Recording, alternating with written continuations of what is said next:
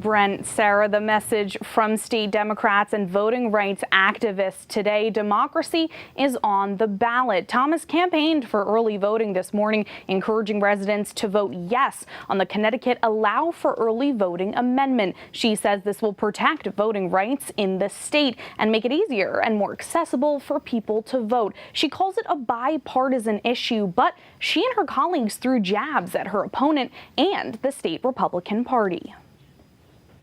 These expansions are just about allowing more people to participate in our democracy. If passed, this amendment would change the Connecticut Constitution to allow the state legislature pass laws to provide for early in-person voting, meaning a voter does not have to give an excuse for being unable to vote on Election Day. Whether you want the polls to open at 5 a.m. or a couple of days in advance, you need to vote yes, so we can do that. Connecticut is one of only 4 states without early voting, and residents previously voted no to the question in 2014. But Thomas says now the state is ready.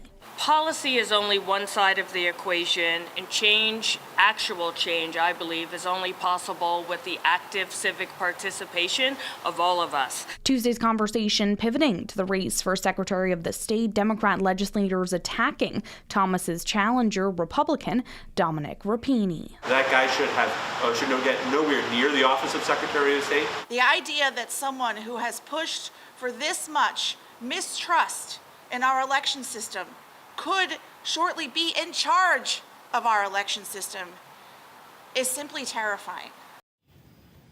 Now, I reached out to the Connecticut GOP for response to these comments, but did not hear back. Live in the newsroom, Emma Wolforst, Fox 61 News.